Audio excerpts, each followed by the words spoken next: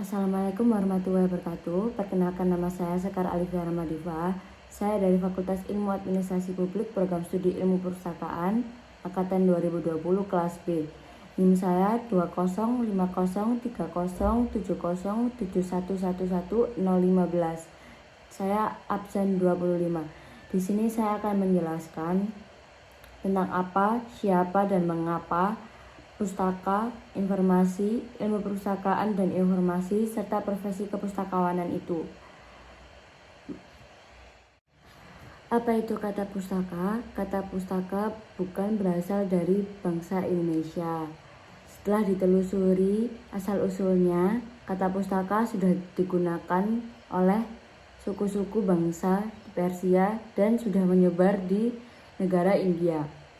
Perkembangan kata pustaka tak lagi merujuk ke kulit tempat tulisan diterapkan.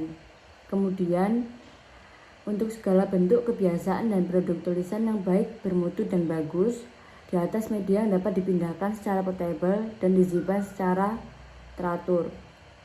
Di negeri-negeri Eropa, makna kata pustaka ini setara dengan makna kata libri yang dijadikan library, dan kata bibli menjadi bibliotek. Masyarakat yang menggunakan kata library maupun bibliotek juga memiliki kata lain yang merujuk ke media untuk menerapkan tulisan, diantaranya sebagai book, work, atau jenis lainnya seperti arsip, record, dokumen, dan lain sebagainya. Di Indonesia bisa menggunakan kata pustaka karena pengaruh budaya India atau Hindu di kerajaan-kerajaan Nusantara. Sedangkan suku-suku bangsa Melayu pun juga sudah menyerap kata tersebut dan makna pustaka pun ke dalam kasana bahasa dari suku tersebut. Di Indonesia juga kata buku yang digunakan sekarang merujuk kepada sebuah teknologi baru yang berbeda dari kata pustaka yang digunakan sebelum kolonialisme melanda Nusantara. Selanjutnya, tentang ilmu perpustakaan dan informasi. Seorang tokoh bernama Luciano Floridi adalah seorang kritikus yang kritikannya sangat baik untuk dijadikan tolak titik tentang aspek ontologis dari informasi di dalam ilmu perpustakaan dan informasi. Ketika diundang untuk membahas ilmu perpustakaan dan informasi, memang sama-sama tertarik pada dinamika sosial dari pengetahuan. Namun, epistemologi sosial tak dapat menjadi pondasi ilmu perpustakaan dan informasi. Floridi kemudian menyatakan bahwa ilmu perpustakaan dan informasi adalah lebih tepat jika mendasarkan dirinya ke apa yang ia sebut filsafat ilmu informasi. Di kesempatan lain, ketika membahas persoalan filsafat dari perkembangan masyarakat informasi, Floridi menyatakan bahwa merupakan bidang filsafat yang berurusan dengan satu, kajian secara kritis tentang hakikat konseptual dan prinsip-prinsip dasar informasi, termasuk dinamikanya, penggunaannya, dan ilmu-ilmunya.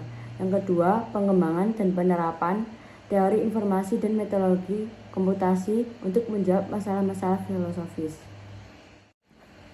Selanjutnya, PI melakukan kajian kritis yang tidak sama dengan teori matematik tentang komunikasi data atau lebih dikenal sebagai information theory, melainkan secara menyeluruh mengembangkan dan mengintegrasikan sekumpulan teori untuk menganalisis, mengevaluasi, dan menjelaskan berbagai prinsip dan konsep tentang informasi. Kemudian, memberi perhatian khusus kepada isu-isu sistemik yang muncul dari berbagai konteks, aplikasi, dan interkoneksi dengan konsep-konsep dasar filsafat tentang pengetahuan, kebenaran, makna, realita, dan nilai-nilai etika. Lalu kemudian, berdasarkan pengertian-pengertian itu, Floridi menawarkan PI sebagai basis dari informasi dan ilmu perpustakaan dan bahkan sebagai applied philosophy of information yang ia definisikan seperti ini: sebuah disiplin yang berurusan dengan dokumen dan daur hidupnya, termasuk prosedur, teknik, dan perangkat yang mengimplementasikan pengelolaan dan mengaturnya. IP dan informasi menerapkan prinsip-prinsip dasar dan teknik filsafat informasi dalam mengatasi masalah konseptual maupun praktis. IP melakukan riset empirik untuk tulisan tujuan praktis yang berorientasi jasa. Lalu, Pernyataan Floridi ini dapat dijadikan acuan untuk membicarakan pustaka dan informasi dalam konteks Indonesia. Sebagaimana hakikatnya, kata pustaka, kata informasi memiliki makna yang spesifik sesuai penggunaan dan perkembangan teknologi di sebuah masyarakat termasuk di Indonesia. Kamus bukanlah tempat yang memadai untuk mencari makna sebuah kata. Namun, penggunaan kata informasi sebaiknya diacak secara historis, konseptual sebagaimana telah dilakukan dengan kata pustaka di atas. Salah satu tonggak dalam sejarah penggunaan kata informasi Indonesia yang perlu dicermati adalah sejarah Departemen Penerangan yang dibentuk lewat Panitia Persiapan Kemerdekaan Indonesia pada tanggal 19 Agustus 1945 dan dibubarkan 54 tahun kemudian di masa Abdurrahman Wahid atau Gus Dur di tahun 1999. Dari segi ini bisa dijelaskan bahwa di Indonesia makna penerangan dikaitkan dengan elan politik Orde Lama dan Orde Baru, serta khususnya dengan otoritarisme di bidang komunikasi yaitu diterapkannya Presiden Soeharto bersama jajarannya. Lalu kata informasi jelas diadopsi sebagai bagian dari upaya reformasi yang antara lain ingin membebaskan masyarakat Indonesia dari belenggu komunikasi rezim otoriter Orde Baru. Keputusan pemerintah untuk mengganti informasi menjadi informatika memperlihatkan perubahan orientasi dan persepsi tentang apa yang dapat diatur atau diregulasi oleh negara dan apa yang tidak. Jelaslah bahwa negara bermaksud mengatur penggunaan teknologi, komunikasi dan informasi, sembari setidaknya menimbulkan kesan bahwa mereka tidak mengatur kegiatan masyarakat dalam berkomunikasi agar tidak terkesan otoriter. Selanjutnya, adopsi kata informasi di dalam ilmu perpustakaan dan informasi juga memang berorientasi ke aspek penerapan teknologi komputer di kegiatan-kegiatan perpustakaan. Sangat berbeda dari adopsi kata pustaka yang dilakukan sejak bangsa ini meletakkan pondasi-pondasi negara di Indonesia.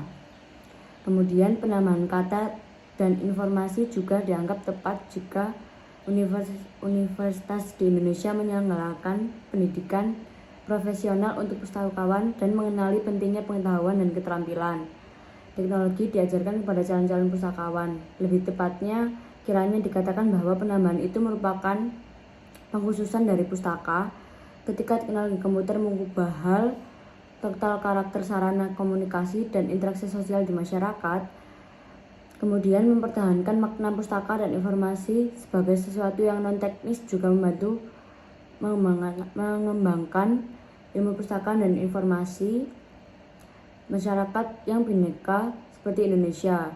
Kita dapat mengikuti anjuran Hong Ladram dengan pandangannya tentang aspek lintas budaya sebagai bagian tak terpisahkan dari epistemologi sosial, dan dari seorang tokoh bernama Trousseau yang menolak ilmu perpustakaan dan informasi dijadikan bagian dari upaya mencari kebenaran tunggal yang bebas dari nilai, melainkan sebaliknya adalah mengikuti dan membela sisi pandang tertentu atau standpoint epistemologi.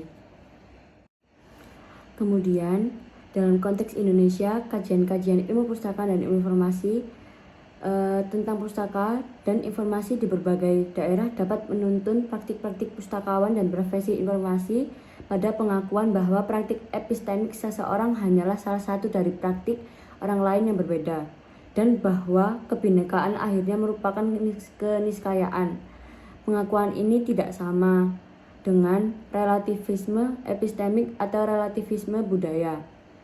Melakukan pengakuan terhadap praktik epistemik seseorang selalu merupakan sebuah keadaan yang berkelanjutan dan perlu disesuaikan kembali sesuai dengan perubahan situasi. Trousseau atau seorang tokoh ini merujuk ke epistemologi standpoint atau borderlands.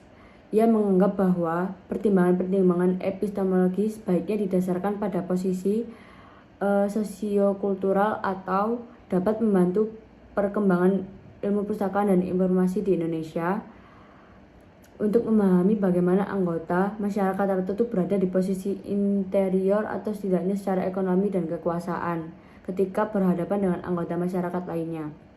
Ini dapat membantu pustakawan dan profesi informasi lainnya di Indonesia mengembangkan etika profesi yang lebih membumi ke Indonesia.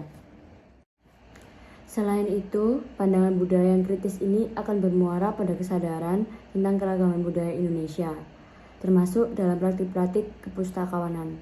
Profesi-profesi di bidang ini dengan demikian bisa berada di posisi yang lebih baik untuk melayani klien dan komunitas, dengan menyadari bahwa ada budaya-budaya lain yang praktik epistemiknya dapat jauh berbeda dari yang dikira selama ini dapat diketahui.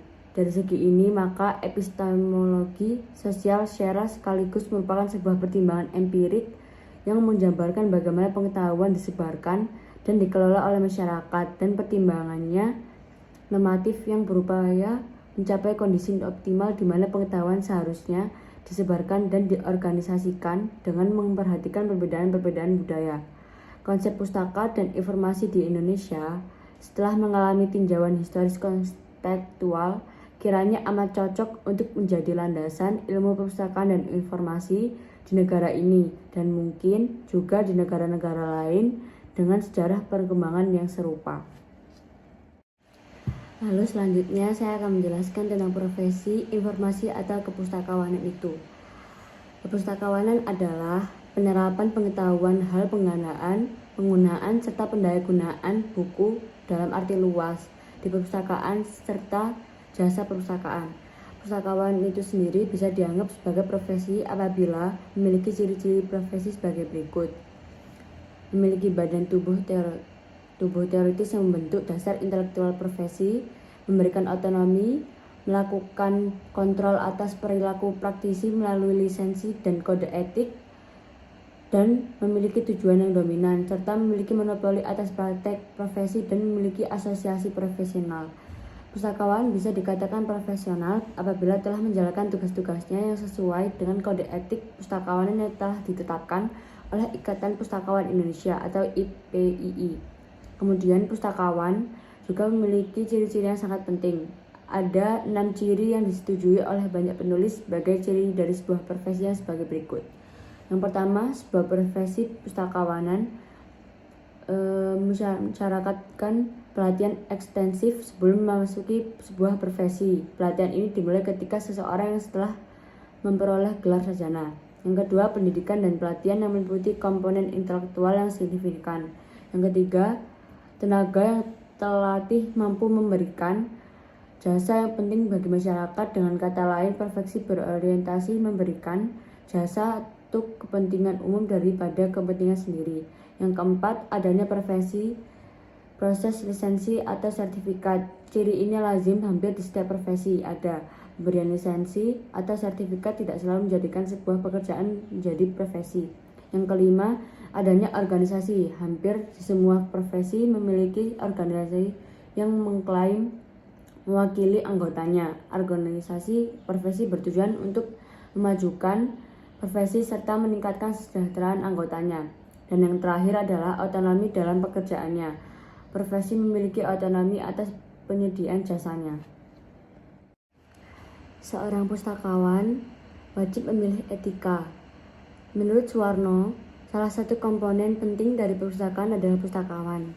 Pustakawan sangat diperlukan untuk memberikan pelayanan kepada pengguna perpustakaan sampai mampu memberikan tingkat kepuasan pada masyarakat yang dilayani. Suwarno pun mengemukakan dalam lingkup kerja perpustakaan dituntut memiliki etika agar tercipta interaksi yang harmonis dan suasana kerja yang kondusif. Pustakawan adalah sebuah profesi. Pustakawan juga merupakan individu yang melakukan segala kegiatan yang artinya ketika sebutan sebagai pustakawan disandang seketika profesi itu pun melekat pada dirinya. Masalah etika pada profesi pustakawan diatur dalam suatu kode etik yang dikenal dengan kode etik pustakawanan. Kode etik adalah sistem norma, nilai, dan aturan profesional tertulis yang secara tegas menyatakan apa yang benar dan baik dan apa yang tidak benar dan tidak baik bagi profesional. Selain itu, kode etik juga bertujuan untuk menjaga martabat dan moral profesi, memelihara hubungan anggota profesi, meningkatkan pengabdian anggota profesi, meningkatkan mutu profesi, dan melindungi masyarakat pemakai.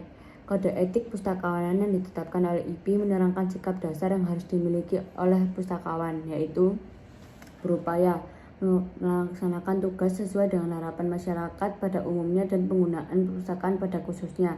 Yang kedua, berupaya mempertahankan keunggulan kompetensi setinggi mungkin dan berkewajiban mengikuti perkembangan. Yang ketiga, berupaya membedakan antara pandangan dan sikap hidup pribadi dan tugas profesi. Yang keempat, menjamin bahwa tindakan dan keputusannya berdasarkan pertimbangan profesional. Yang kelima, tidak menyalahgunakan posisinya dengan mengambil keuntungan kecuali atas jasa profesi. Dan yang terakhir, bersifat sopan dan bijaksana dalam melayani masyarakat baik ucapan maupun perbuatan.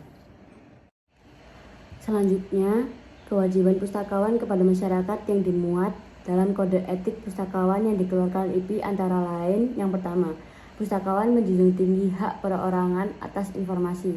Yang kedua, pustakawanan tidak bertanggung jawab atas konsekuensi pengguna informasi yang diperoleh dari informasi. Yang ketiga, pustakawanan berkewajiban melindungi hak privasi pengguna dan kerahasiaan menyangkut informasi yang dicari.